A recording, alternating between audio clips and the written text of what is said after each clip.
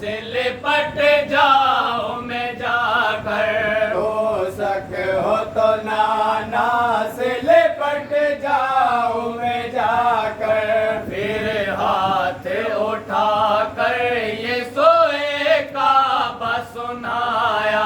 پھر ہاتھ اٹھا کر یہ سوئے کعبہ سنایا، اس قبر کے صاحب کی قسم تجھ کو خدایا، اس قبر کے صاحب کی قسم تجھ کو خدایا، وہ صبر مجھے دے جو کسی نے نہ ہو پایا، وہ صبر مجھے دے جو کسی نے نہ ہو پایا، نانا کہے اس نے میرے امت کو بچایا، نانا کہے اس نے میرے امت کو بچایا، وہ صبر عطا کر حسین ابن علی کو سب مجھ کو ستائے نہ ستاؤ میں کسی کو، سب مجھ کو ستائے نہ ستاؤ میں کسی کو۔ محترم امام پاک امام حسین علیہ السلام کا مدینہ پاک سے روانہ ہونا اور اپنے بچوں سے جدا ہونا، نانا جان کی ان پاکیزہ گلیوں سے جدا ہونا، یہ ایک قیامت سے کم نہیں تھا۔ اور یہ رات امام حسین علیہ السلام کی بیمار بیٹی بی بی سغرا کے لیے ایک قیامت کی رات تھی، اس لیے کہ آج رات اس کی آنکھوں سے اکبر اور اصغر ہمیشہ کے لیے جدا ہو رہے ہیں۔ اس کی پھوپھی زینب اس کو چھوڑ کر ہمیشہ کے لیے جا رہی تھی، اونا محمد چھپ رہے تھے، قاسم اور عباس گم ہو رہے تھے، اور آج اس مظلوم بچی کا باپ ہمیشہ کے لیے بچھڑ رہا تھا۔ اس کی نظریں اصغر کے پھول جیسے چہرے پر جمی تھی، وہ اپنے ویر کو بار بار سینے سے لگاتی تھی، بار بار منہ کو چومتی تھی، اس کا دل کانپ رہا تھا اور آنکھیں اشک بار ہو رہی تھی، اور قدرت پکار پکار کر سغرا کو کہہ رہی تھی کہ اے حسین کی بیمار بچی سغرا، جی بھر کے اپنے ویر اصغر کو دیکھ لے اور دل کھول کے قاسم اور عباس کی بلائے لے لے، اونا محمد کو چوم لے اور اٹھ پھوپھی زینب کے سینے سے لپٹ جا، دوڑ اکبر کے گلے سے لگ جا، جلدی کر اونا محمد کی گردن میں باہر ڈال لے، چل اور قاسم و عباس کے دامن سے لپٹ جا اور آگے بڑھ اور باپ کے پاؤں کو بوسہ دے، اس لیے کہ پھر تو ساری زندگی اکبر اور اصغر کی صورت دیکھنے کے لیے ترستی رہے گی۔ اونا محمد نظر نہیں آئیں گے، قاسم اور عباس کے چہرے پھر نہیں دیکھ سکے گی، اور باپ کی یاد عمر بھر ستاتی رہے گی۔ امام علی مقام علیہ السلام نے اپنی ہمشیرہ اور بیٹی سکینہ سے فرمایا کہ پتہ نہیں ہمیں مدینہ دیکھنا نصیب ہونا ہو اور یہ مقدس گلیاں اور در و دیوار پھر ہماری قسمت میں ہوں یا نہ ہوں، اور معلوم نہیں کہ نانا مصطفیٰ علیہ السلام کے روضے پاک کی زیارت پھر نصیب ہونا ہو، اس لیے اٹھو اور چلو تاکہ آخری بار مدینہ کی گلیوں میں گھوم لے، اس کے در و دیوار کو چوم لے اور نانا پاک کے روضہ انوار پر حاضری دے دے، آئے گنبد خضرا کی چوٹی کو آخری سلام عرض کر لے۔ سیدہ عالم اٹھی، سر پر چادر تطہیر اوڑھی، اپنے دونوں بچوں اون اور محمد کو ساتھ لیا اور اپنے ماجائی بھائی حسین علیہ السلام کے پیچھے پیچھے روانہ ہوئی۔ شہزادہ دو عالم نے اپنی بیٹی سکینہ کی انگلی پکڑی اور پھر اس طرح نبی کے گھرانے کا یہ مختصر سا قافلہ نبی کے روزے کی آخری زیارت کرنے اور نبی سے مدینہ چھوڑ دینے کی اجازت کے لیے آہستہ آہستہ قدم بڑھائے ہوئے حبیب کی طرف چلا جا رہا تھا۔ راستے میں حضرت زینب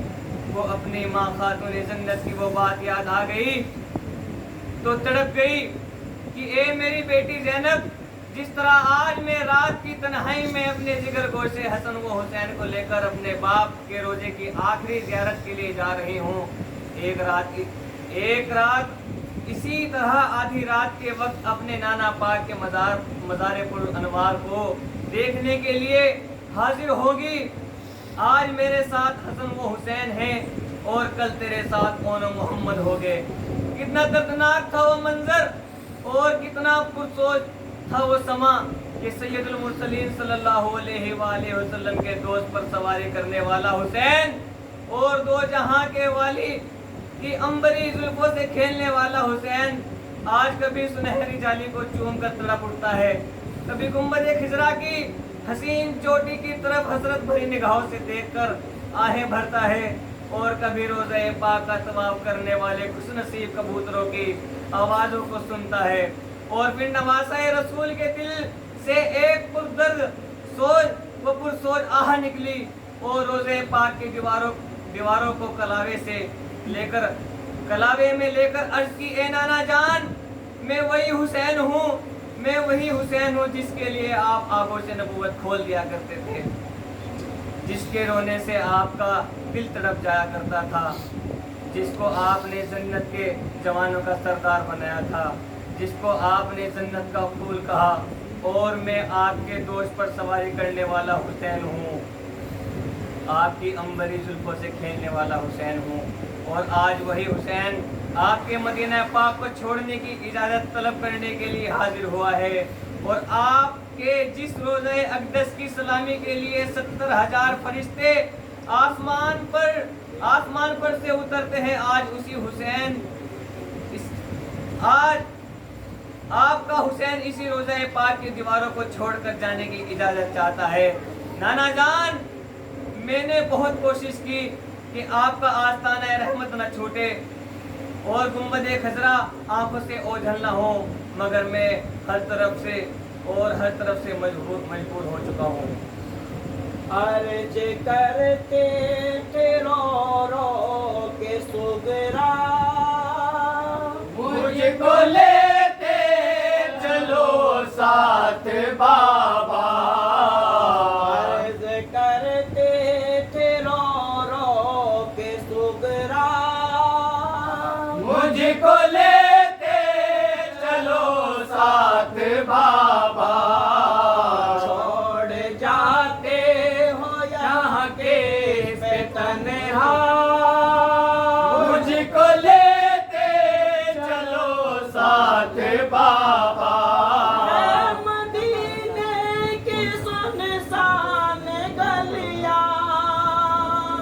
ہے مدینے کی سنسان گلیاں، برادر نہ خواہر نہ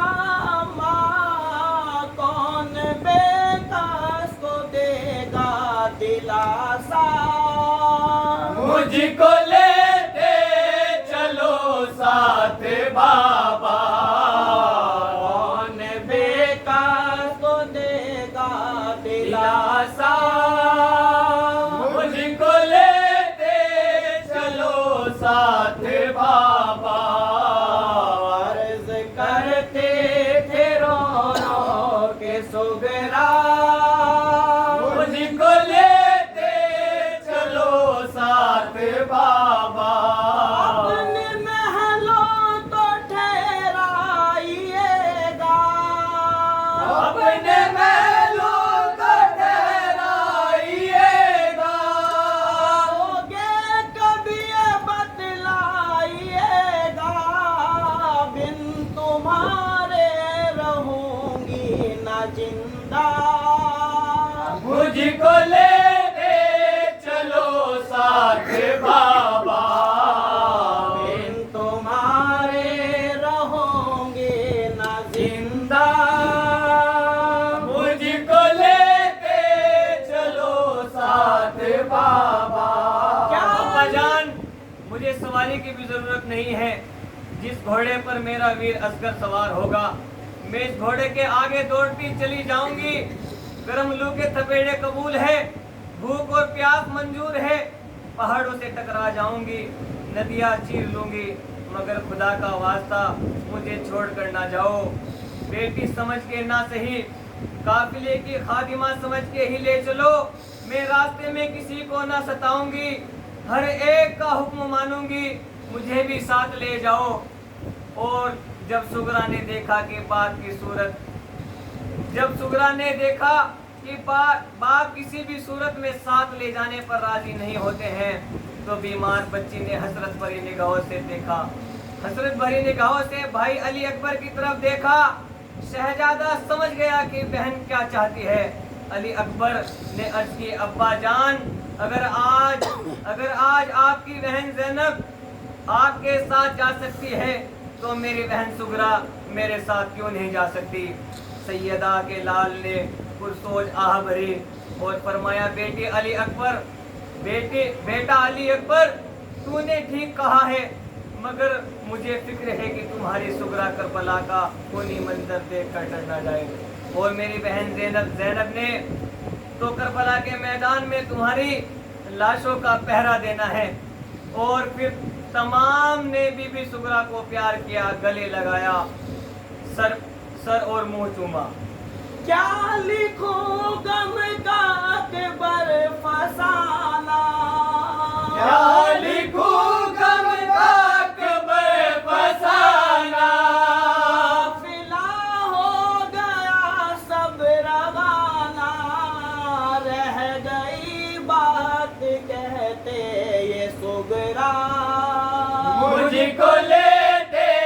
चलो साथ बाबा,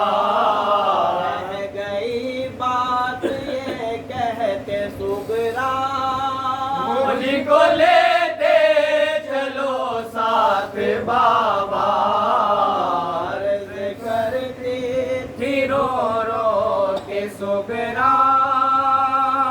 मुझको लेते चलो साथ बाबा।